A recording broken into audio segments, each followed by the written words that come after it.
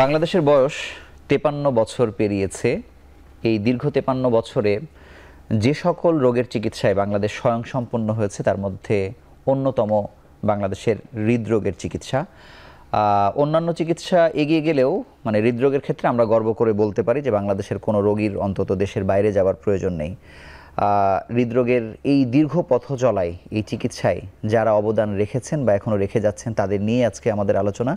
আরোগ্য নিকেতনের আজকের বিষয় আমরা দিয়েছি হৃদরোগের চিকিৎসার শেকড়ে যারা। এ বিষয়ে কথা বলতে আমাদের স্টুডিওতে উপস্থিত হয়েছেন স্বনামধন্য দুজন অতিথি। আমাদের সঙ্গে আছেন অধ্যাপক doctor SR Khan, father of cardiac surgery বাংলাদেশের প্রথম কার্ডিয়াক সার্জন, এবং স্যারের পরিচয় স্যার থোরাসিক ও কার্ডিওভাস্কুলার সার্জন। আপনাকে স্বাগত জানাচ্ছি আমাদের অনুষ্ঠানে। সঙ্গে আরও আছেন স্বাধীনতা পদকপ্রাপ্ত চিকিৎসক অধ্যাপক ডাক্তার নুরুন্নাহার ফাতেমা, শিশু হৃদরোগ বিশেষজ্ঞ, একই সঙ্গে চেয়ারম্যান কিডস হার্ট ফাউন্ডেশন। আপনাকে স্বাগত জানাচ্ছি আমাদের অনুষ্ঠানে। ধন্যবাদ। অবশ্যই আমাদের যারা দর্শক আমাদের অনুষ্ঠান শুনছেন প্রথমেই অধ্যাপক ডাক্তার এসআর খান স্যারের কথা শুনতে চান, কিন্তু তারও আগে আমি অধ্যাপক ডাক্তার নুরুন্নাহার ফাতেমা ম্যাডামের কাছে স্যারের পরিচয়টা একটু জানতে চাই, একটু বিস্তারিত পরিচয় জানতে চাই। আচ্ছা, অনেক ধন্যবাদ এই প্রশ্নের জন্য। কিন্তু আমি জানি না আমি স্যারের পরিচয় কতটা দিতে পারবো, কারণ স্যারের মতো একজন বিশাল মানুষের পরিচয় দেওয়ার জন্য আমি নিজেকে মনে করি যে অত্যন্ত নগণ্য একজন মানুষ। স্যার তো আমাদের টিচার অফ দ্য টিচার, মানে স্যারকে আমরা কখনো টিচার হিসাবে পাই নাই, এর আগে রিটায়ার করেছেন। আমাদের টিচাররা হচ্ছে স্যারের ছাত্র। আচ্ছা, তো আমরা মানে দূরবর্তীভাবে স্যারের সম্পর্কে প্রথমে জানতাম এবং দূর থেকে আমরা স্যারকে অনেক রেসপেক্ট করতাম, মনে করতাম এত বড় একজন সার্জন, না জানি কত রাগী, কত মানে কীরকম হবেন স্যার, আমরা তো দূর থেকে বুঝতাম না। কিন্তু যখন স্যারকে আস্তে আস্তে জানতে পারি তখন দেখি যে স্যারের মতো এরকম বিশাল হৃদয় মানুষ এটা হয় না। তো আমরা স্যারের সম্পর্কে যেটুকু জানি যে স্যার প্রথমে লন্ডন থেকে পড়াশোনা শেষ করে বাংলাদেশে এসে প্রথম কার্ডিয়াক সার্জারি শুরু করেন বাংলাদেশের জাতীয় হৃদরোগ হাসপাতাল এবং বক্ষব্যাধি হাসপাতাল, দুই জায়গায় একসাথে কাজ করতেন। এগুলিতে স্যার কাজ করতেন। স্যার সপ্তাহে 3 দিন করতেন থরাসিক সার্জারি আর 3 দিন করতেন কার্ডিয়াক সার্জারি বা কার্ডিওভাস্কুলার। তো এই কার্ডিওভাস্কুলার থরাসিক সার্জারি যেটা, এটার কিন্তু 3টা পার্ট আছে, কার্ডিয়াক, থরাসিক এবং ভাস্কুলার। স্যার কিন্তু তিনোটাতেই খুবই সাবলীলভাবে কাজ করতেন এবং ওই সময়টাতে যখন কোনো মানুষ কোনো সার্জারি করার মতো সাহস করতো না বা কোনো রুগীও এগিয়ে আসতো না তাকে সার্জনের যে নাইফের নিচে রাখার জন্য, ওই সময়টাতে স্যারের শুরু। তো ওইভাবে স্যার বাংলাদেশে বেশিরভাগ সার্জারি দেখা যায় যে ফার্স্ট কে করেছে এটার তালিকার মধ্যে স্যারের নাম চলে আসে, কিন্তু মানে অন্যরাও পরে করেছেন, বাট দেখা গেছে যে স্যার পায়োনিয়ার হিসাবে ফার্স্ট ওই সমস্ত সার্জারিগুলি করেছেন।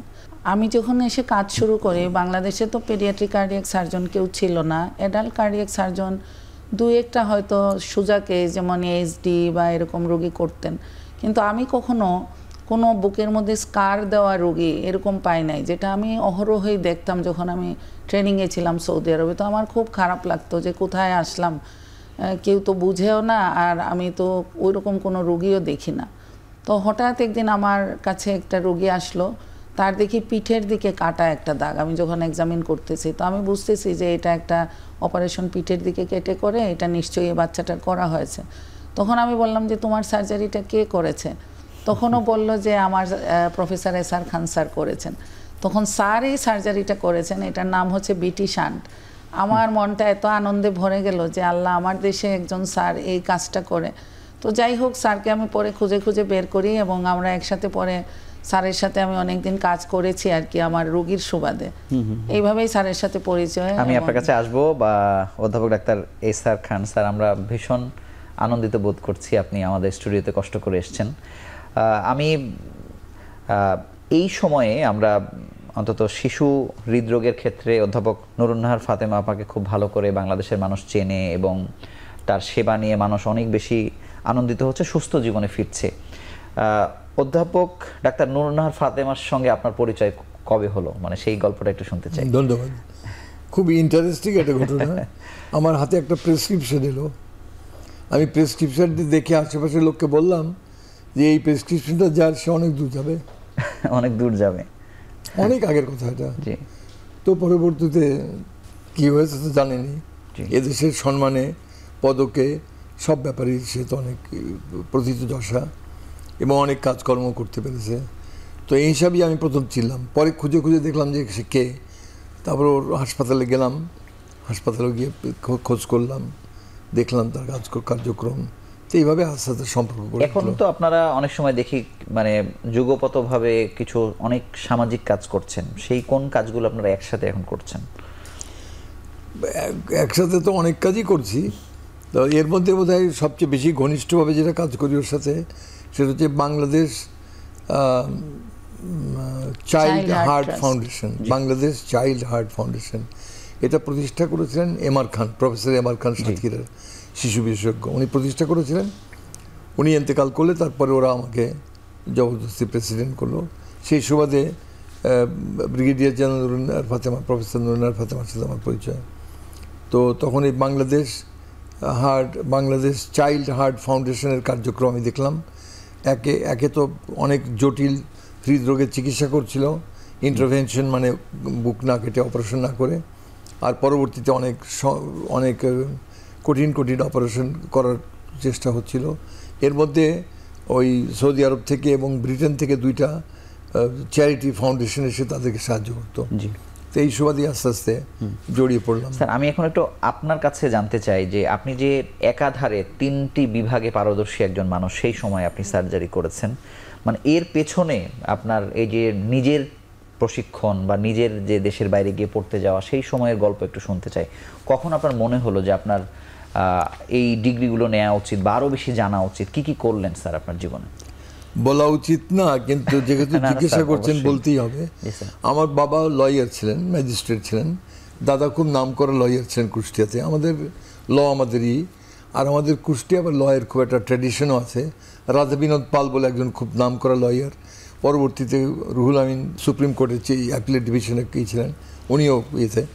কিন্তু আমার মা ছোটোবেলায় মারা গেলেন হার্টের অসুখ হয়ে। আমি তখন 9 বছর বয়স। তখন উনি বললেন যে আমার তো কোনো চিকিৎসা হলো না।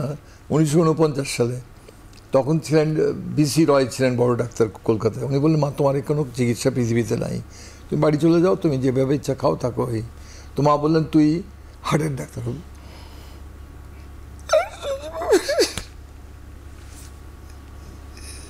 9 বছর বয়সে কিসের হার্টের ডাক্তার? 1949 স্কুলে পড়ি তখন, ক্লাস 3-এ। তোমাকে নিজে কবরে শোয়াই দিলাম রংপুরে। এরপর থেকে আস্তে আস্তে যখন ক্লাসে উঠলাম, কাজের লোকদেরকে বললাম ডাক্তার সাহেব বলবে আমাকে, না বললে। তো কাজের লোকরা আমাকে ডাক্তার সাহেব বলতো। এবং তখন আমি নিজেকে ক্লাস 8, 9, 10 ডাক্তারি করি। আব্বা বললো, শোনো, তুমি ডাক্তারি পড়তে পারবে না, অনেক বেশি পড়তে হবে, অনেক বেশি ভালো রেজাল্ট করতে হবে। ম্যাট্রিকে খুব কষ্ট করে পড়লাম। আর আমি যখনই খুব অসহায় বোধ করতাম, তো তখন আমি মাকে বলতাম, দোয়া করো আমার জন্য। ইন্টারমিডিয়েটে বলো, তুই ফার্স্ট ডিভিশনে পাস না করলে মেডিকেল ঢুকতে পারবি না। তো ঘটনা চক্করে ফার্স্ট ডিভিশনে পাস হয়ে গেল। তো মেডিকেলে গেলাম, ঢাকা মেডিকেল কলেজে ভর্তি হয়ে ডাক্তারি পড়লাম। রেগুলার পাস করা তখন খুব কঠিন ছিল। 120 জন ভর্তি হলো, 10-15 জন রেগুলার পাস। তো আবার রেগুলার পাস হয়ে গেল। তো এরপরে আর কী করবো, হার্টের ডাক্তারি করবো কী করে? স্যার, ঢাকা মেডিকেলে আপনি কোন ব্যাচ ছিলেন, কোন সালে? এ তো বলা মুশকিল। 1958-এ ভর্তি, কে লেভেল তার আমি জানি না।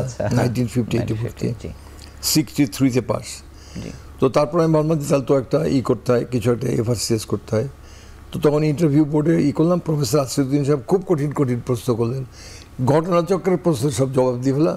আসিরুদ্দিন সাহেব আশ্চর্য হয়ে আমাদের তাকানো থেকে, চিনি না, এসব প্রশ্ন জবাব দিল।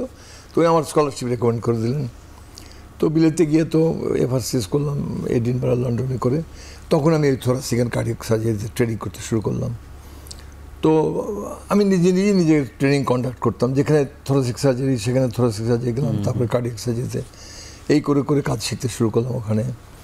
খুব কঠিন, বেশ শক্ত ট্রেনিং প্রোগ্রাম। ওই বললাম যে যখনই পেরে উঠি না, তখন বলি, মা তুমি আমাকে এই করতে করতে কার্ডিয়াক সার্জন হলাম, থোরাসিক সার্জন হলাম, ভাস্কুলার সার্জন হলাম। তখন তো এই অবস্থা আর কি। তো এরপরে আমি মনে করলাম যে একটু দুরন্ত পড়াও ছিল। তো মনে করলাম যে সবাই তো প্লেনে করে বাড়ি যায়, আমি গাড়ি করে যাবো। প্রথমে তো জাহাজে করে নৌকা কিনতে গেলাম। নৌকা দিকে অনেক দাম বেশি, 1,00,000 পাউন্ডের নিচে কোনো নৌকা হয় না, কত টাকা দিয়ে আমি নৌকা কিনবো কী করে, মানে বোট আর কি, সেলিং বোট। তো তখন আমি গাড়ি কিনলাম, একটা গাড়ি, নতুন গাড়ি কিনে তারপরে বিভিন্ন অর্গানাইজেশনকে জিজ্ঞেস করলাম কীভাবে যাব। বলে তুমি কোন দেশ দিয়ে যেতে চাও, আমি দেশের নাম বললাম, ওরা আমাকে ম্যাপ করে দিল, ব্রিফ করলো, বলে দিল কী করবা কী না, রাস্তায় কীভাবে সেফলি যেতে পারবা সব বলে। তো আমাকে খুব উইসওয়েল করে দিল। তো আমি একটা তাঁবু কিনলাম, তাঁবু করে রাস্তায় থাকতে হবে বাচ্চাদেরকে নিয়ে। তো তাঁবু নিয়ে আমি ইংল্যান্ডে টঙ্গলে গিয়ে লেকের ধারে গিয়ে তাঁবু খাটিয়ে বাচ্চাদেরকে দিয়ে ট্রাই করে দেখি যে ওরা আমার থেকে বেশি খুশি, ওরা তো তাঁবুতে থাকা অনেক বেশি পছন্দ করলো।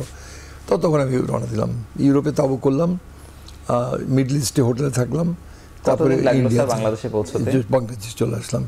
তো এখানে এসেও তাঁবু নিয়ে আবার সেই কী বলে কী বলে ওই যে চন্দ্রঘোনা কি সুন্দরবন সব জঙ্গলে গিয়ে তাঁবু করে থাকতাম। আমি তো জানতাম না যে এটা ডেঞ্জারাস। তো এরপরে এসে শুরু করলাম মহাকালী বক্ষব্যাধি হাসপাতালে। মহাকালী বক্ষব্যাধি হাসপাতালের জন্য বললাম হার্টের অপারেশন করবো। সবাই বললো আপনি দাঁড়ান, কী বলছেন বুঝে দেখেন, হার্টের অপারেশন করবেন। মিনিস্ট্রিতে সেক্রেটারি সাহেবরা বললো আপনি হার্টের অপারেশন করবেন, এটা কেমন কথা হলো? তো আমি বললাম যে না, এটা তো কোনো না, সব বাংলাদেশিদের একটা করে হার্ট আছে এবং সে হার্টের অসুখ হয়, তার চিকিৎসা আছে, অপারেশনের চিকিৎসা আছে, ওষুধের চিকিৎসা আছে। তো এই বলে যখন মহাকালী হার্ট অপারেশন করলাম, লোকজন ডিরেক্টর তারপর আরও অন্য ডিরেক্টরকে দেখে বললেন যে দেখেন পাগল কী করে। তো আমি তো নির্বিকার, হার্টের অপারেশন তো আমার তো শেখা জিনিসটি, তো কোনো অসুবিধা না। তো দেখি যে পারলে হাততালি দেওয়ার একটা অবস্থা আর কি। ব্রিগেডিয়ার আব্দুল মালিক সাহেব তখন এখানে হার্টের ইনস্টিটিউট করছেন, উনি বললেন যে তুমি তাহলে এখানে এসে কিছু কাজ করো। তো আমি ওখানে গিয়ে পার্ট টাইম কিছু কাজ করি, কিছু বক্ষ হয়েছে থোরাসিক। তো তখন সবচেয়ে বড় সমস্যা হলো যে অ্যানেস্থেসিয়া দেবে কে, এ তো একটা টিম ওয়ার্ক, একটা টিম বলতে তো কিচ্ছু নাই। পাস করা কোয়ালিফাইড নার্সরা পর্যন্ত চিনেই না যে লাংস কেমন দেখা যায়, হার্ট কেমন দেখা যায়। তো এই জন্য প্রথম লোকাল অ্যানেস্থেসিয়া দিয়ে থোরাসিক চেস্ট ওপেন করতাম। তো তারপরে ডক্টর ফালাকে পেলাম, উনি এসে চেস্ট অ্যানেস্থেসিয়া দিতে শুরু করলেন, ওনারা শিখতে শুরু করলেন, একে অপরকে আমরা শেখাতে শুরু করলাম।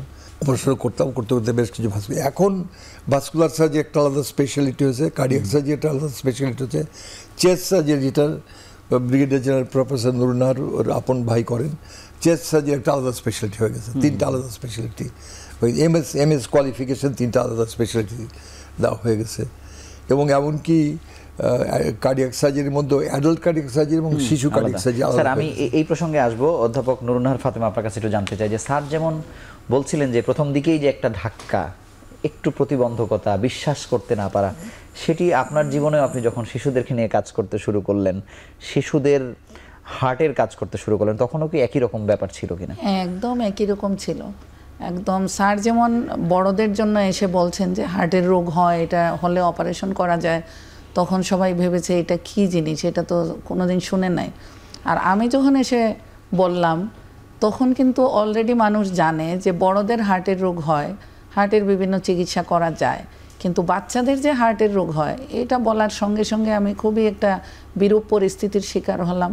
সবাই আমাকে বলল যে এইগুলি তুমি যে দেশে দেখে আসছো এটা ওইখানেই সম্ভব, বাংলাদেশে এগুলি সম্ভব না, তুমি এটা ভুলে যাও, ভুলে গিয়ে তুমি একজন ভালো পেডিয়াট্রিশিয়ান, তুমি পেডিয়াট্রিক্সটা নিয়েই থাকো, আমাদের প্রচুর শিশু রোগের ডাক্তার দরকার, তুমি এইটা ছেড়ে অন্য আরেকটাতে যাবে যেটার কোনো রোগী আমাদের দেশে নাই, তুমি কি করবে ওটাতে, যে কোনো রোগী তখন আইডেন্টিফাইড হয় নাই আর কি, হয় নাই।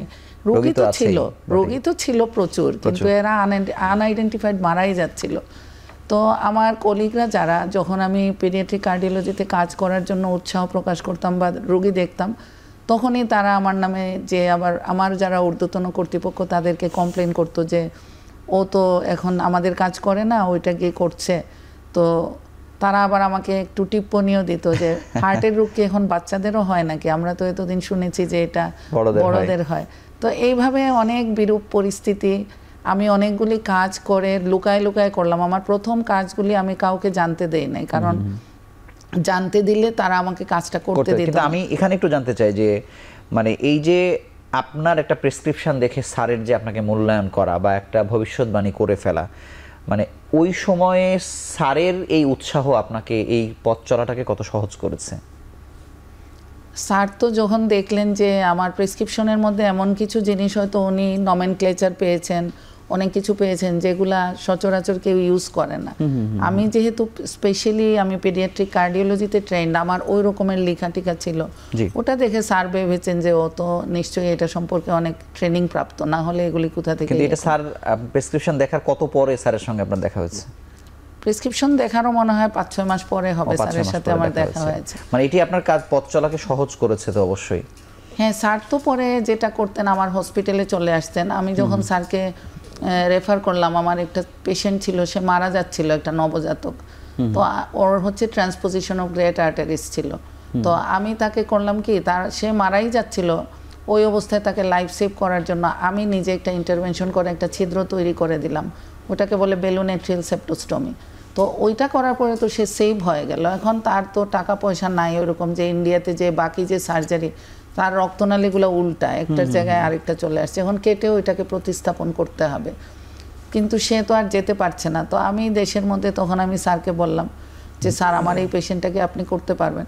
তো আমি তো অনেক যত্ন করে বাচ্চাটাকে বেলুন এট্রিয়াল সেপ্টোস্টমি করেছি, বাচ্চার মা বাবা খুবই গ্রেটফুল, কিন্তু আমি তো লাস্ট পর্যন্ত যেতে হবে আমাকে। আমি একটা ব্রিজ তৈরি করে দিয়েছি যে এখন সে গিয়ে ওই ব্রিজটা পার হয়ে এখন সার্জনের কাছে যাবে। তো স্যার তখন করলেন কি, প্রায় প্রতিদিনই আমার এখানে আমার ডিপার্টমেন্টে আসা যাওয়া শুরু করলেন। আমরা স্যার এবং আমি দুইজনই ওই বাচ্চাটাকে কুলে নিয়ে বসে থাকতাম যে ওর জন্য কি করা যায়, কি করলে আমরা এই বাচ্চাটাকে সেভ করতে পারবো। স্যার তখন করলেন কি, ঢাকা মেডিকেল কলেজ থেকে হার্ট নিয়ে এসে, মানে ওখানে তো অনেক পোস্টমর্টেম করে হার্টটা ওরা রাখতো, তো স্যার ওইগুলির মধ্যে নিজে আগে ওই হার্টের মধ্যে অপারেশন করলেন, যে দেখি এটা মানে আগে আসল জায়গায় না করে অন্য জায়গায় করে করে স্যার। তো আমার ফ্রেন্ডরা যারা স্যারের ছাত্র ছিল, ওরা বলল তুমি কি পেশেন্ট স্যারকে দিছো, স্যার তো এখন ঢাকা মেডিকেলের থেকে হার্ট এনে এগুলি করে, তুমি কি দিছো স্যারকে। তো এইভাবে করে স্যারের কাছে পেশেন্টটা পাঠালাম। ওইভাবে কঠিন রোগী ছিল এগুলি, এগুলির নামও কেউ হয়তো তখন জানতো না। আপনার কাছে আসতো, এটা তো আপনার জন্য একটা সাহসের সঞ্চার করেছে। তখন ওই যে ওইটাতে সবাই বলতো যে এত বড় স্যার, এত বড় একজন সার্জন ওর কাছে আসে, মানে আমার তখন যেখানে আমি কাজ করতাম তারা বলতো যে ও কি করে, ওর কাছে এরকম নাম করা একজন মানুষ আসেন। আরেকদিন এরকম স্যার পেশেন্ট নিয়ে এসে উপস্থিত কেতলেবে, স্যার বসে থাকলেন কেতলেবে। স্যার আমরা সেই গল্প শুনবো, আমরা একটা ছোট্ট বিরতি নিয়ে আলোচনায় ফিরছি।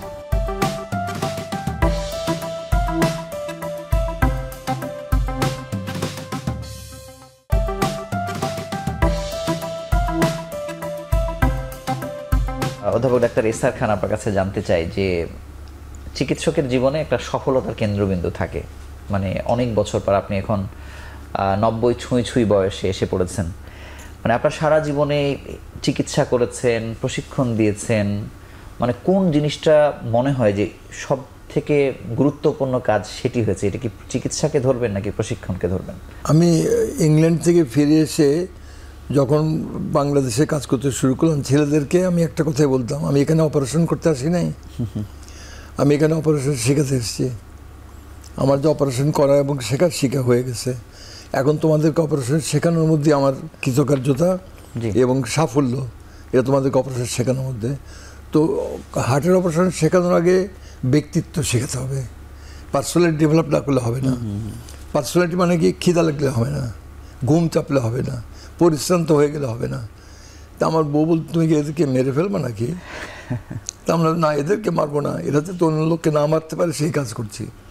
তো এই জন্য পরিশ্রান্ত, ঘুম, বাড়িতে যাওয়া, এসব কিছু বলা চলবে না। দিনের পর দিন, ঘন্টার পর ঘন্টা কাজ করে যেতে থাকতে হবে। তো আমি এই জিনিসটা অনুভব করলাম যে পেটের ধরা বাচ্চাকে মা ছেড়ে চলে যাচ্ছে বিকজ ল্যাক অফ ট্রেনিং। আর আমি প্রশিক্ষণপ্রাপ্ত, না ঘুমিয়ে থাকা, জেগে থাকা, ঘন্টার পর বসে থাকে, এটা আমার ট্রেনিং। এটা তো ওই ট্রেনিংটা আমি পার্টিসিপেট করতে চাচ্ছিলাম আমার ছেলেদের কাছে। যেসব ছেলেদের এইসব যোগ্যতা নেই তারা হার্ট সার্জারি করতে পারবে না। এরকম ডিটারমিনেশন, এরকম স্লিপলেস, এরকম টায়ারলেস, এরকম ফুডলেস, এরকম একটা সিচুয়েশন থাকতে হবে। তো আলহামদুলিল্লাহ যেসব ছেলেরা পেরেছে তারাই আজকে সবচেয়ে সাকসেসফুল কার্ডিয়াক সার্জন ঢাকায়, বাংলাদেশে। আপনার এই পরিশ্রমের কথা শুনে একটি প্রসঙ্গ মনে পড়ে গেল। আপনি অবশ্যই শুনে থাকবেন যে সিকেডিতে একজন ইউরোলজিস্ট আছেন, অধ্যাপক ডাক্তার কামরুল ইসলাম। তো উনি প্রথম যখন এই কিডনি প্রতিস্থাপন শুরু করেন, উনি রাতে শুরু করতেন, ফজর পর্যন্ত চলতো, এবং এখন পর্যন্ত উনি সম্ভবত 1700 প্রতিস্থাপন উনি সফলভাবে সম্পন্ন করেছেন। এখনো ওই রুটিনেই তিনি আছেন। উনি বলেন যে রাতে বেশি সময় পাওয়া যায়, নীরব থাকে, ঝামেলা থাকে না, ফোন টোন আসে না। মানে এই ডেডিকেশনের কারণেই কি উনি এতদূর পারলেন? আপনার কাছে কি মনে হয়? না, অবশ্যই এ তো করতেই হবে, ডেডিকেশন ছাড়া তো কিচ্ছু হবে না। আমি যেটা আমার ব্যক্তিগত অভিজ্ঞতা বলি, আমি এফআরসির জন্য পড়ছি এডিনবারাতে, ও তো ওখানে খুব হেভি কার্টেন দেওয়া থাকতো। তো রাত অনেক হয়ে গেছে, আমি ভাবলাম যে পড়া শেষ করে ফজরের নামাজ পড়ে একটু বিশ্রাম করবো। তো আমার আর খেয়াল নেই, পড়তে পড়তে হঠাৎ কার্টেন খুলে দেখি সূর্য উঠে গেছে। তা আমি নিজেকে বললাম, এই ডেডিকেশন যদি আমি সার্জারি না পড়ে যদি ধর্মীয় কাজে ব্যবহার করতাম, বাতাসের মধ্যে হাঁটতে পারতাম।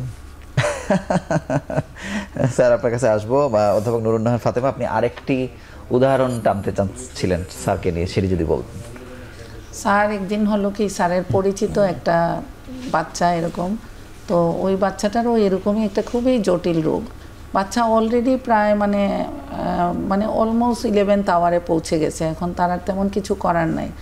স্যার ওই পেশেন্টটাকে নিয়ে এসে আমার হসপিটালে হাজির। তো আমার হসপিটাল তো জানেনি, ওইটাতে সিভিলিয়ানদের ওইরকম সুযোগ নাই। আমি এখন স্যার চলে আসছেন বাচ্চাটাকে নিয়ে সকালবেলা, তখন ওই দিন আবার কি একটা অকেশনও ছিল, মানে কোনো পারমিশন পাওয়ার বিষয়ে আমি কাউকে পাচ্ছিলাম না, যে একটা উপরের অথরিটির কাছ থেকে পারমিশন নেব। আমি অনেক কষ্ট করে ওই পারমিশনটা নিলাম, নিয়ে আমি ক্যাথল্যাবে নিয়ে গেলাম। নিয়ে যে স্যার যেহেতু আসছেন, আমার যে হেড অফ দ্য ডিপার্টমেন্ট ছিলেন শফিউদ্দিন স্যার, কর্নেল শফিউদ্দিন স্যারও চলে আসলেন, যে স্যার আসছেন, এত বড় সার্জন। স্যারও আসলেন, স্যার এবং ওই স্যার দুইজনই কন্ট্রোল রুমে বসে বসে দেখছেন। ওই বাচ্চাটার জন্য অ্যানেস্থেসিয়া দিতে আসছেন যিনি, উনিও হেড অফ দ্য ডিপার্টমেন্ট। সবাই মিলে আমরা চেষ্টা করছি যে বাচ্চাটাকে কিভাবে সেভ করা যায়, কিভাবে বাচ্চাটাকে মানে একদম লাস্ট মোমেন্ট ওখানে আইদার ডু অর ডাই এর মতো অবস্থা। তো যাই হোক, আমরা কোনো রকমে ওই কাজটা শেষ করলাম। কিন্তু ওই দিন ওই যে অকেশন ছিল, কোনো কাজ করার নিয়ম ছিল না, নিয়ম বহির্ভূতভাবে আমি জোর করে বলতে গেলে বাচ্চাটাকে নিয়ে গেছি। তখন আমি খুব বিরূপ একটা প্রতিক্রিয়ার মধ্যে পড়ে গেলাম, যে এরকম একটা টাইমে যখন কোনো লোকের কাজ করার কথা না, তখন আমি নিয়ে তাদেরকে কাজ করাচ্ছি, অন্য লোকদেরকে ডেকে আনতেছি, সবাইকে নিয়ে একটা তুড়জোড় হুলস্থুল কাণ্ড, তার মধ্যে স্যারও চলে আসছেন। তো আমার তখন একটা বিরাট হয়তো একটা ঝামেলা হতো আর কি ওই দিনের ওই কাজের জন্য। কিন্তু আমি তো ওই বাচ্চাটাকে চিনি না, আমি শুধু ওই বাচ্চাটার যান বাঁচানোর জন্য চেষ্টা করেছি। তো স্যার যেহেতু ছিলেন, আমি ওই দফা আর কি মোটামুটি একটু আমার বেঁচে গেলেন বলা যায় যে আমি তখন বলছি যে স্যার নিয়ে আসছেন, আমি কিভাবে না করি, স্যার তো পেশেন্ট নিয়ে চলে আসছেন, তো আর এইটার প্রসিজিওরটা আমি করতে পারি, সেখানে আমি কিভাবে না করব।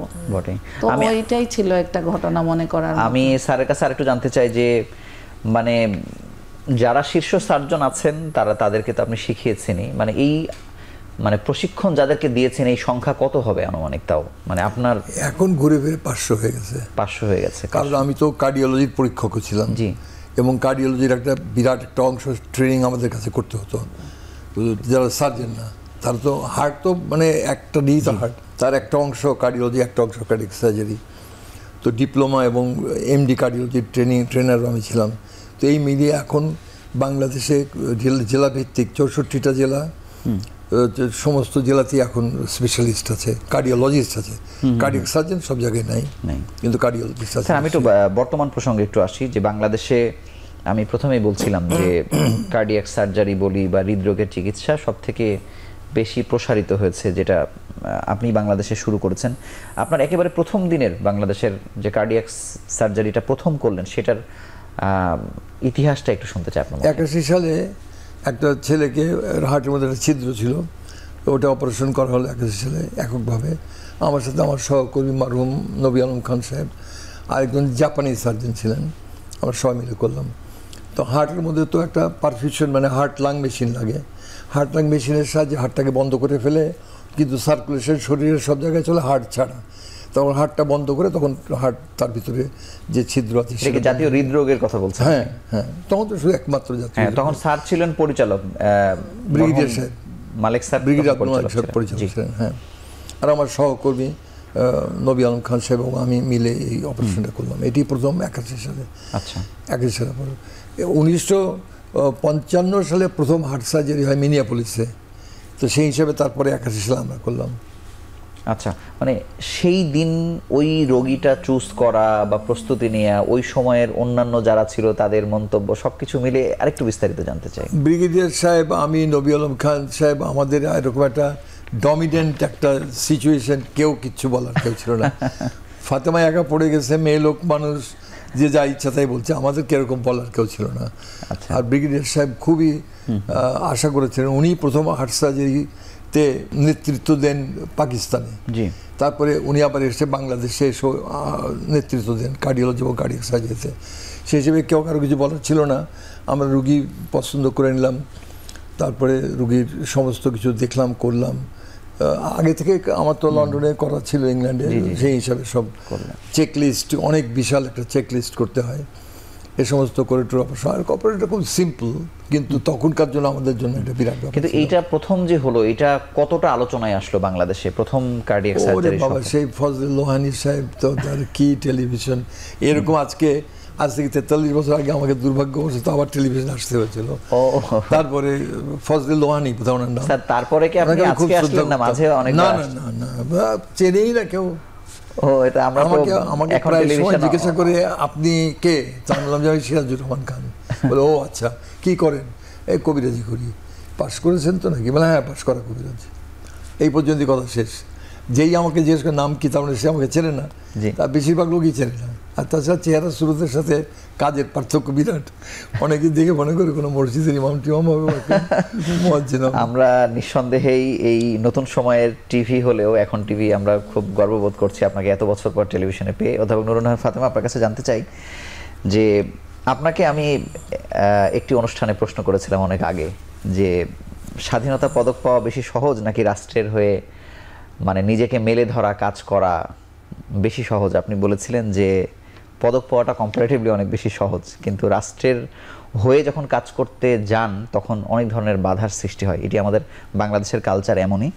আমি আপনার কাছে একটু জানতে চাই যে যার হাত ধরে বাংলাদেশে প্রথম কার্ডিয়াক সার্জারি হলো, তাকে বাংলাদেশ কতটা বাংলাদেশের প্রয়োজনে ব্যবহার করতে পারছে? এটি আরো অন্যভাবে ব্যবহার করা যেত কিনা আপনার কাছে? অবশ্যই ব্যবহার করা যেত। আমি তো মনে করি যে স্যারের শুধু একটা পদক নয়, স্যারের অনেকগুলি পদকই পাওয়ার কথা। স্যার যেভাবে বাংলাদেশে কার্ডিয়াক সার্জারির সূত্রপাত করেছে, স্যার যদি সাহস করে ওই সময় না করতো, হয়তো আরও অনেক বছর পিছিয়ে যেত। আমরা হয়তো এখন যেভাবে আমরা লার্নিং কার্ভের একদম পিকে অবস্থান করছি, হয়তো ওই পিকটা আসতে আসতে আরও হয়তো দেরি হয়ে যেত।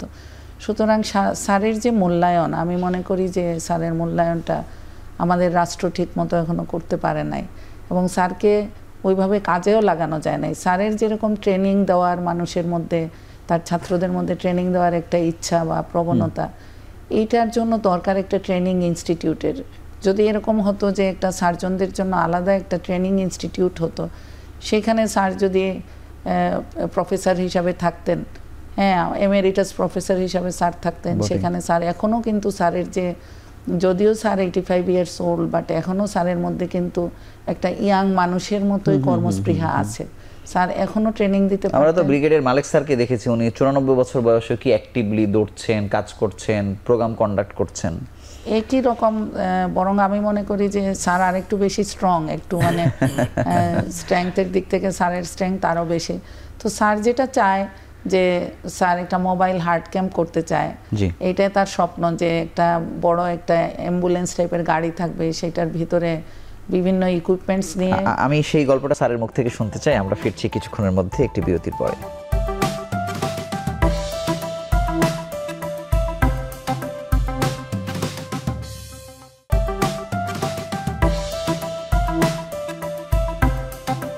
অধ্যাপক ডাক্তার এসআর খান, আপনার কাছে জানবো যে মানুষের জীবনের তো স্বপ্নের কোনো শেষ নেই। এই স্বপ্ন দেখতে দেখতে এত দূর এসছেন, এখনও স্বপ্ন দেখেন। এখন কোন স্বপ্ন দেখছেন ম্যাডাম, যেটি আসলে যে প্রসঙ্গের অবতারণা করলো সেটি কেমন, বা কেমন হলে আপনার অন্তত অনেক বেশি ভালো লাগতো? ও তো মানে খানিকটা শ্রদ্ধায়, খানিকটা সম্মানে, খানিকটা ভালোবাসায় মোবাইল হার্ট ক্যাম্পের কথা তুলেছে। মোবাইল হার্ট ক্যাম্প একটা ছোট প্রোগ্রাম, এমন কোনো বিশেষ ব্যাপার না। আমি যখন হার্ট সার্জারি শিখে বাংলাদেশে এলাম, তখন আমি অনুভব করলাম হার্ট সার্জারি খুব এক্সপেন্সিভ, খুব মূল্য কি এক্সপেন্সিভের বাংলা, মানে ব্যয়বহুল। তখন আমি ভাবলাম যে হার্ট সার্জারি শিখে এসেছি ভালো কথা, কিন্তু এত ব্যয়বহুল হওয়ার থেকে prevention is better then and cheaper then cure, এইটার উপরে তখন আমি শুরু করলাম বাংলাদেশ হার্ট রিসার্চ অ্যাসোসিয়েশনের মাধ্যমে। এটা একটা সোশ্যাল ওয়েলফেয়ার রেজিস্টার্ড একটা অর্গানাইজেশন। এটার মাধ্যমে হার্ট ক্যাম্প করতে শুরু করলাম বাংলাদেশের এক প্রান্ত থেকে আরেক প্রান্ত, সব জায়গায়। উইকেন্ডে হার্ট ক্যাম্প করি, সারা উইক বসে বসে হার্ট অপারেশন করি। হার্ট ক্যাম্পের মধ্যে যেসব জিনিসগুলো আমি বলতে চেষ্টা করলাম সেটা হচ্ছে যে আপনারা অনেকাংশে হৃদরোগকে প্রতিরোধ করতে পারেন। হৃদরোগ প্রতিরোধ করা আপনাদের জন্য সহজ, সম্ভব এবং করা উচিত। তো সেইভাবে জন্মগত হৃদরোগ প্রতিরোধ করা, অ্যাকোয়ার্ড হার্ট ডিজিজ প্রতিরোধ করা, মানে হার্ট অ্যাটাকের প্রতিরোধ করা, রিউমেটিক বাতজ্বরের হৃদরোগ প্রতিরোধ করা এবং শিশু হৃদরোগ প্রতিরোধ করা, বিশেষ করে ভাইরাস জনিত, রেডিয়েশন জনিত, পেটে বাচ্চা থাকলে যেসব সাবধানতা অবলম্বন করা উচিত। খুব ঘনিষ্ঠ আত্মীয় স্বজন বিয়ে শাদী করলে আরবদের খুব বেশি হয়, তারা একই গোত্রের মধ্যে বিবাহ শাদী করে, কনস্যাঙ্গুইনাস ম্যারেজ বলে। তো কনস্যাঙ্গুইনাস ম্যারেজ হলে পারে জন্মগ্রহণ হৃদরোগের সংখ্যা বেশি হয়। তো এসবগুলো বলে বলে মানুষকে একই কথা বারবার বলতে হয়, তারা তো সব হৃদয়ঙ্গম করতে পারে না। মানুষকে বুঝাতে পারি, বলতে পারি, কিছু দুই একটা ট্যাবলেট দিতে পারি বিনা পয়সায়, বিনামূল্যে, অল্প স্বল্প কিছু পরীক্ষাও করতে পারি। এইগুলো একটা গাড়ির মধ্যে সেট করে নিয়ে গেলে পারে অনেক সুবিধা হয়। হার্ট ক্যাম্প করতে গেলে একটা জায়গাকে চিহ্নিত করতে হয়, একদিনের বেশি করা যায় না, দুদিন খুব বেশি চলে যায়। ওষুধপত্র নিয়ে যেতে হয়, জোগাড় যন্ত্র করতে হয়, অনেক ব্যবস্থা করতে হয়। কিন্তু একটা মোবাইল হার্ট ক্যাম্প করলে পারে সব জিনিসই গাড়ির মধ্যেই থাকবে, গাড়িটা নিয়ে ওখানে গেলে পারে। আর আমরা হার্ট ক্যাম্প করি একদিন থেকে দুদিন, আমরা মোবাইল হার্ট ক্যাম্প করলে 7 দিন ওখানে গাড়িটা থাকতে পারবে। ভিতরে শোয়ার থাকার ব্যবস্থা থাকবে, এয়ার কন্ডিশন থাকবে, জেনারেটর থাকবে, একটা তাঁবু করে সেই তাঁবুর মধ্যে রুগী থাকবো। রুগী সব গাড়িতে উঠলে এবার গাড়ি নষ্টই হয়ে যাবে। আর গাড়ির মধ্যে একটা ছোটো এক্সরে মেশিন থাকতে পারে, একটু প্যাথোলজিটা টেস্ট করার জন্য কিছু সাধারণই থাকতে পারে, কিছু ওষুধ থাকতে পারে। আর এখান থেকে বিশেষ করে স্পেশালিস্টের আমার একটা লিস্ট আছে, 30-40 জন স্পেশালিস্ট ঢাকায়, তাদের টেলিফোন নাম্বার, এদেরকে রোটেশনাল বেসিসে এদের ডিউটি রোটা করে দিতে পারি। তার মধ্যে একজন স্পেশালিস্ট নুরনার মতো একজন স্পেশালিস্ট 2 মাসে একদিন আসবে। তো 2 মাসে একদিন সে তো শুধু ফোন রিসিভ করবে, ওই পেরিফেরিতে যে ডাক্তার দেখবে রুগী, সে দেখে হয়তো ওনার সাথে পরামর্শ নিতে পারে। এই ধরনের একটা ব্যবস্থা হতে পারে মোবাইল হার্ট ক্যাম্পে। এই জন্য মোবাইল হার্ট ক্যাম্পের অনেক সুবিধা, অনেক। এই যে গোটা গাড়ি, যেটা মানে যে যানবাহন যেখানে এত ওয়েল ইকুইপড থাকবে, এটার খরচ আনুমানিক কত হতে পারে স্যার? খুব বেশি না। আমি আগে মনে করেছিলাম যে ইন্ডিয়া থেকে একটা চেসিস নিয়ে আসবো, টাটা থেকে নিয়ে সেখানে বডিটা তৈরি করবো, আমাদের পরামর্শ অনুযায়ী কোথায় কী রাখতে হবে। খুব বেশি না, আমার মনে হয় যে 50 লাখ টাকার একটা চেসিস গাড়ি টাড়ি হলো, তার সাথে আরও ইকুইপমেন্ট দিয়ে আস্তে আস্তে বিল্ড আপ করলে 1 কোটি টাকাই হতে পারে বড় জোর। কিন্তু it will B a very good value for money. এই পয়সায় এত লোককে চিকিৎসা করা যাবে। আর সবচেয়ে মজা হয়েছে যে দূর দূরান্তরে গ্রামে গঞ্জে দেখা যাবে, যেখানে মানুষ, বিশেষ করে আমি বলি মার্জিনালাইজড পিপুল, তারপরে ভালনারেবল পিপুল। এগুলো বাংলা কি? ভালনারেবল মানে যাদের রোগ সম্ভাবনা বেশি, মার্জিনালাইজড মানে দরিদ্র, অসহায়, ভাসমান মানুষ বা নিম্নবিত্তের মানুষ, বিশেষ করে মেয়ে মানুষ এবং বাচ্চা। কারণ পুরুষ লোক করে কি শহরে চলে যায়, পুরুষ লোক মোবাইল বেশি, তাদের একটু এক্সপোজার সুবিধা। কিন্তু মেয়েরা তো গ্রামে গঞ্জে থাকে, লাজুক শরম করে থাকে। কিন্তু অসুখ তো সবারই একসঙ্গেই হয়। আর ছোট শিশুরা, অসহায় শিশু, আমাদের দেশে তো 2, 4, 5টা বাচ্চা হয়। একেবারে প্রধান কারণ, মৃত্যুর প্রধান কারণ, হৃদরোগের সবথেকে বেশি মারা যাচ্ছে। তো সেই হিসাবে মার্জিনালাইজড, ভালনারেবল, উইমেন, চিলড্রেন, এদেরকে রিচ করার জন্য মোবাইল হার্ট ক্যাম্প খুব সুবিধা। কারণ এরা শহরে গ্রামে হাসপাতালে আসার সম্ভাবনা অনেক কম, এই এক। আর দ্বিতীয়ত হচ্ছে যে আমার বেশ ব্রিফিং আছে, পোশাক পরিচ্ছদ একটু হওয়া, মানে সাধারণ খুব সরল পোশাক পরিচ্ছদ পড়া, চেয়ারের শুরুতে কথাবার্তা নেই। আমাদের টাইমিং, জ্ঞান এবং আমাদের কালচার গ্রামের লোকের সাথে আমি বলি ডিফারেন্ট, নট ইনফেরিয়ার। তারা ডিফারেন্ট, তারা তাদের মতো চলে। তো এই ডিফারেন্টটা রেকগনাইজ করা আমার জন্য খুব ভালো লাগে আমার কাছে।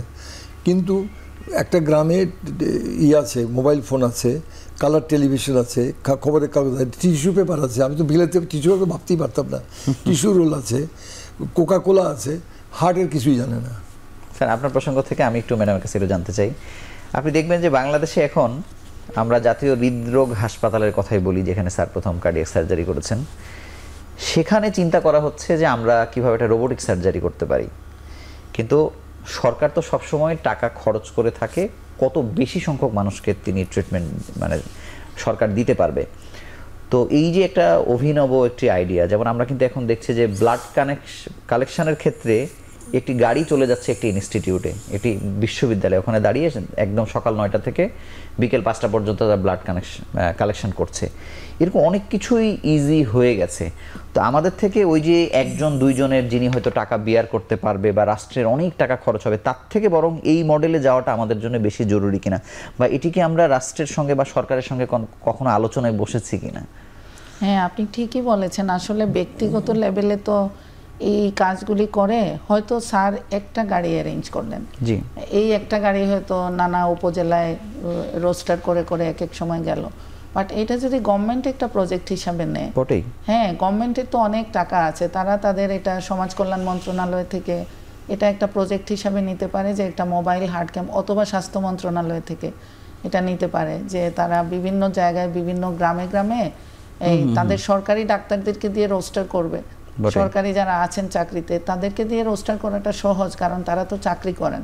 সুতরাং তাদের সরকার তো টেলিমেডিসিনও চালু করেছে, অনেক জায়গায় কিন্তু করছে সরকারি হাসপাতালের সাথে উপজেলাতে যুক্ত হয়ে। এটা কিন্তু খুব একটা কঠিন না, একটা ইকো মেশিন, একটা এক্সরে মেশিন, একটা ইসিজি মেশিন, আর কিছু ব্লাড প্রেশার, কিছু ঔষধপত্র, এগুলি হলেই কিন্তু একটা ইকুইপমেন্টসগুলো মোটামুটি হয়ে যায়। আর সাথে যদি 2-1জন টেকনিশিয়ান এবং ডাক্তার মিলে এক একটা জায়গায় গেল, হয়তো 15 দিনের একটা ট্রিপে গেল, একটা এলাকা শেষ করে আসলো, আরেকটাতে গেল 15 দিনের জন্য আরেকটা এলাকা শেষ করে আসলো। এতে করে হবে কি, যদিও স্যার যেটা বলছেন যে ট্রিটমেন্ট, ওখানে তো আর হার্টের সার্জারি করা যাবে না, আপনি এটা ওয়ার্ন করে আসলেন, কিন্তু স্ক্রিনিংটা হবে। স্ক্রিনিং মানে কি, কে কে এখানের মধ্যে অসুস্থ আছে, কার চিকিৎসা লাগবে, কারটা কম খরচে হবে, কারটা বেশি খরচে হবে। আমাদের দেশে তো ওই মারা যাওয়ার আগের দিন জানা আর কি, মানে অবস্থা এরকম। এবং আপনি যদি দেখেন যে বাংলাদেশে এখন যত টাকার হিসাব, আপনি দুর্নীতি বলেন আর এমনি বলেন, মানে কথা বললেই 1000 কোটি টাকার নিচে আসলে কিছু নাই, মানে লক্ষ কোটি, মানে নানান রকম। আবার বাজেটের ক্ষেত্রে আপনি দেখেন, আমরা এত অপ্রতুল বাজেট বলছি, কিন্তু সেই বাজেটও আবার প্রতি বছর ফিরে যাচ্ছে 14%, 15%, 30% পর্যন্ত ফিরে যাচ্ছে। ও আমরা আসবো, আমরা আরো একটি ছোট্ট বিরতি, শেষ বিরতি নিয়ে আলোচনায় ফিরছি।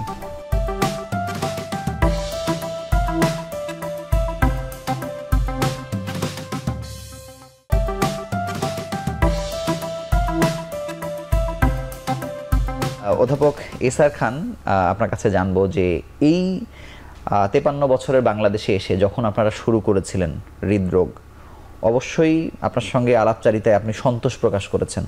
অনেক সার্জারি হচ্ছে বাংলাদেশে, এক একটা সেন্টারই 1000, 2000, 3000 পর্যন্ত করে ফেলছে। কিন্তু আমরা দেখছি যে এখনও বাংলাদেশের মানুষ কার্ডিয়াক সার্জারির জন্যে পার্শ্ববর্তী দেশ বা বিভিন্ন দেশে যাচ্ছে। এটার অনেকগুলো কারণ, সেই কারণে আমি যেতে চাই না। কিন্তু বিকেন্দ্রীকরণটা কত জরুরি, মানে আমি সবই যদি ঢাকায় করি, সেন্টারগুলো যদি সব ঢাকা কেন্দ্রিক থাকে, তাতে তো একটা সীমান্তবর্তী অঞ্চলের মানুষ, সে তো তার কস্ট হিসেব করে, তারও দেশপ্রেম আছে, কিন্তু সে দেখে যে আমার কত কমে আসলে হয়ে যাচ্ছে। এটি কত জরুরি বলে আপনি মনে করেন? একেবারে যে দেয় তা নয়।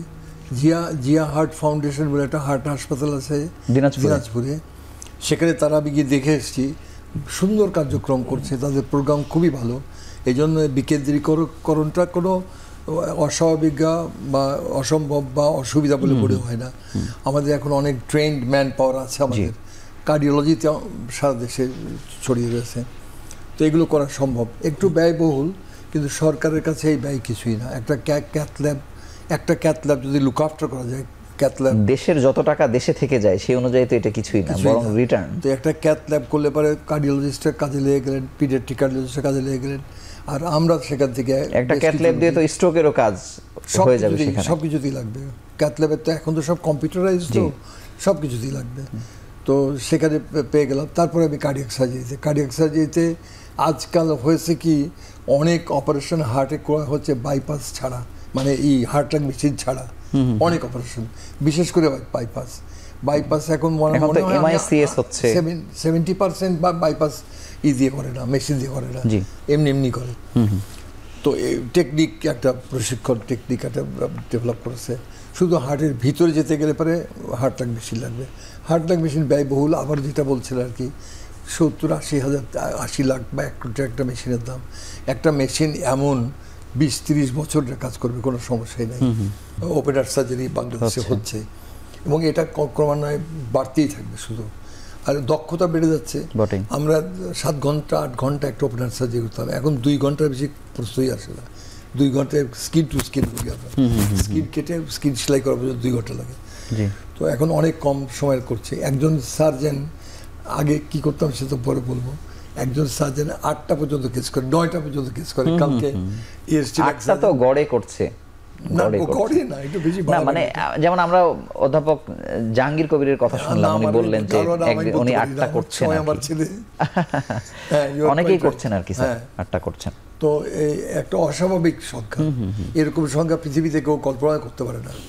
মানে একটা আমেরিকান কোথায় আমরা পৌঁছেছি। যদি 1টা থেকে 2টো কেস ডেলি করে খাইকে, আর সেখানে যার কথা বললেন যে 8টা কেস করে ন্যাশনাল হার্ট ফাউন্ডেশনে, জাতীয় হৃদরোগ ইনস্টিটিউটে, বিভিন্ন হাসপাতালেই অনেকেই 4টে 5টা করে কেস করতে হয় দিনে।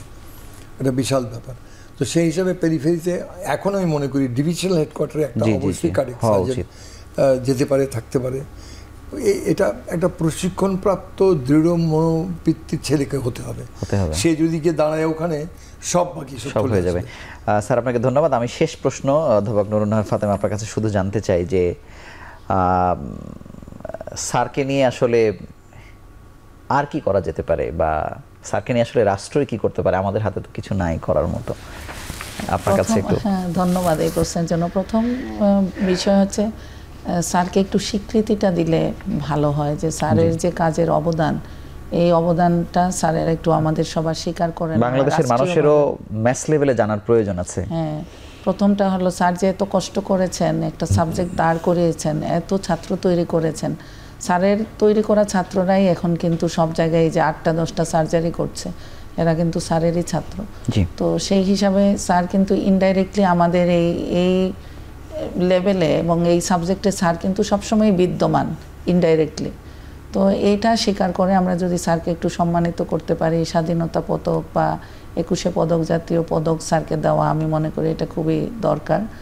আর তারপরে হচ্ছে স্যার যে কাজগুলি করতে চান, সেই কাজগুলি, যেমন স্যারের যে মোবাইল হার্ট ক্যাম্পের স্বপ্ন, এটাতে যদি সরকার কোনো রকমে স্যারকে একটু সাপোর্ট করতে পারে তাহলে ভালো হয়।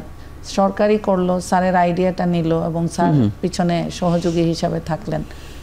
তো মানুষের তো একটা আয়ু আছে, তারপরে তো মানুষের চলে যেতে হবে। তো স্যার এখনও সক্রিয় আছেন, কাজ করতে পারছেন, স্যারের কাছ থেকে বুদ্ধি নিয়ে আমরা যদি কোনো এটা দেশের কাজে লাগাতে পারি, এটা দেশের মঙ্গল হবে। ম্যাডাম আপনাকে ধন্যবাদ, এবং স্যার আপনাকেও অভিনন্দন জানাচ্ছি আপনাদের দুজনকে আমাদের অনুষ্ঠানে যুক্ত হওয়ার জন্য কৃতজ্ঞতা জানিয়ে। অনেক ধন্যবাদ, এবং এখন টিভিকে ধন্যবাদ, বিশেষ করে স্যারকে নিয়ে আসার জন্য। আপনার প্রতি বিশেষ কৃতজ্ঞতা জানাচ্ছি স্যারকে আমাদের স্টুডিও পর্যন্ত নিয়ে আসবার জন্য। আপনারা শুনে থাকবেন অধ্যাপক ডাক্তার আলী আশরাফ, যার বয়স এখন 101 বছর তিনি পার হয়েছেন। কিছুদিন আগে হঠাৎ করে তিনি অসুস্থ হয়ে পড়ে গিয়ে তার মাথা ফেটে গিয়েছিল। তিনি সুস্থ আছেন। যিনি বিসিপিএস এর প্রতিষ্ঠাতাদের অন্যতম ছিলেন। কিন্তু আমরা কতজনকে না বাংলাদেশের চিকিৎসক বা বিভিন্ন শাখায় পদক দিয়েছি, রাষ্ট্রীয়ভাবে স্বীকৃতি দিয়েছি, কিন্তু স্যারকে আমরা এখনো দিতে পারিনি। আরও একজন উজ্জ্বল মানুষ আমাদের সামনে বসে আছেন। কিছুদিন আগে আমরা দেখলাম কবি, একজন বাংলাদেশের একজন বর্ষিয়ান কবি, তিনি মারা যাবার পরে তাকে পদক দেওয়া হলো। এই মরণোত্তর পদকে আসলে ওই ব্যক্তির কি লাভ হয় সেটা আমরা জানি না, কিন্তু তিনি যদি ওই স্বীকৃতিটা জীবিত অবস্থায় পেয়ে যেতেন তাহলে হয়তো এটি বাংলাদেশের মানুষের জন্যই বরং আরও বেশি সুন্দর হতো, আরও বেশি ভালো লাগতো। তবে সব থেকে বড় কথা হচ্ছে, পদকের চেয়েও বড় কথা হচ্ছে যে এই যে অভিজ্ঞ মানুষ আমাদের বাংলাদেশে বসে আছেন, তারা পৃথিবীকে দেখেছেন, সেটি বাংলাদেশে সেটি আবার বাস্তবায়ন করেছেন। তাদের মেধা, চিন্তা, পরিশ্রম, এই আইডিয়াগুলো নিয়েও যদি বাংলাদেশ কাজে লাগাতে পারে, আমার মনে হয় যে এই বাংলাদেশ বদলে যাবে। 24-এর গণ অভ্যুত্থানের পরে আমরা তো নতুন একটি বাংলাদেশের প্রত্যাশা করছি। সেই বাংলাদেশ বদলে যাক, যোগ্য মানুষদের খুঁজে বের করে করে হয় স্বীকৃতি দেওয়া হোক, নতুবা তাদের স্বপ্নগুলো বাস্তবায়ন করা হোক। এই প্রত্যাশায় আজকের মতো বিদায় নিচ্ছি। ভালো থাকুন, সুস্থ থাকুন।